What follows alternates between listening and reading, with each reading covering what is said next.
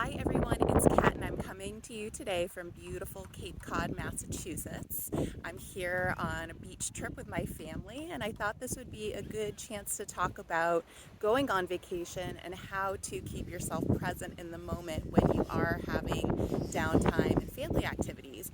Because I think, as we all know, especially if you're an adult with a lot of responsibilities and maybe even a working parent, that it can be really hard actually to feel present even when you have gone away and made the effort to actually schedule time to have fun with your family. Because when we are working so hard in our daily lives, whether it's work in the home or work outside of the home, we're really in this what a lot of people term masculine energy, and that's not a negative, but it just means we're really kind of stuck in a mode of being productive, checking things off our to-do list, and constantly being in motion.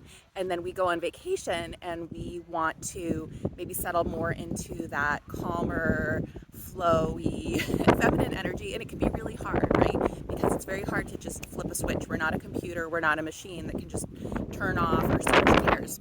So sometimes we have to make an effort to help kind of leave some of the things on the back burner that are waiting for us back at home, and switch into that other mode so that we can really feel present with our family and enjoy our times together.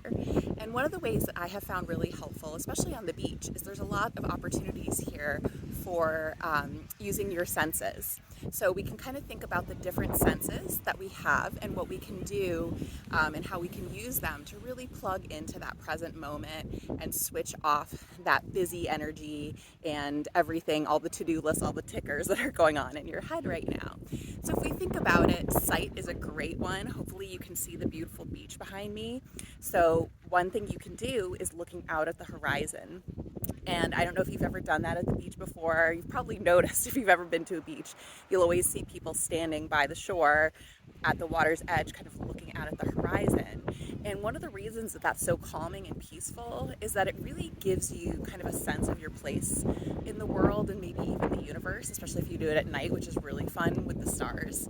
Especially, if you're in a beach that's away from a lot of light pollution, you can really enjoy the bright stars. And it just, I think sometimes feeling that sense of calm and that sense of maybe being small in this big world, in this big universe, can really kind of put life into perspective and maybe make some of our problems and struggles not feel like, we're not invalidating them, but maybe make them seem a little less intense than we may feel like they are when we're kind of caught up in the day-to-day life and really under stress. So that's using your sense of sight. We can also use our sense of smell. Right?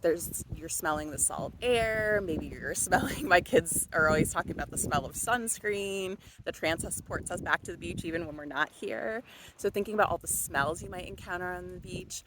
Maybe if people are grilling out, you have those smells, or kind of anything else that you might associate with the beach, can be another way to just tap into that present moment. And then we move on maybe to taste. So are there certain foods that you tend to eat when you're on the beach? For some reason, my family, we don't eat a lot of chips and cookies and things like that at home, but that's always been a treat that we usually bring with us to the beach, especially, I think, chips, because of the salt, right? We're losing a lot of water, being out in the heat, so we're sweating and all that, and using up a lot of energy swimming in the water. So we always tend to associate chips and kind of craving chips on the beach. So maybe that's something you kind of settle into and enjoy, and really take the time to notice the flavors as you're enjoying them. That can also help you feel really present, is when you're tuning into the food that's going in your mouth and thinking about the tastes and the textures. And then we move on to sense of touch, which is a great one. I was sort of thinking about that yesterday because I was sitting right by the water as it was kind of coming in, and my kids were splashing around, and I was just touching the sand and moving the sand around in my hands. And I was like, this feels so nice. This is so calming, and it's really using that sense of touch, getting that sensory input to feel really nice. And like I said, it's very calming. Also, kind of the feel of the water coming up on the skin. Just kind of all these things that plug us again into our bodies, bring us out of the head and back into the body, was really nice for just helping me relax and settle into the moment and just enjoying where I was and watching the kids splash around in front of me. And then the last thing is our sense of hearing. I'm like blanking on the word. But again, what are the sounds of the beach that we're familiar with? The crashing waves, which I think we all know is a very calming sound. We tend to add those into white noise machines and stuff, or to different audio meditations because it's such a nice sound. So crashing waves, the seagulls, the sounds of kids playing, all those kind of happy beachy sounds that make us feel like we're on vacation.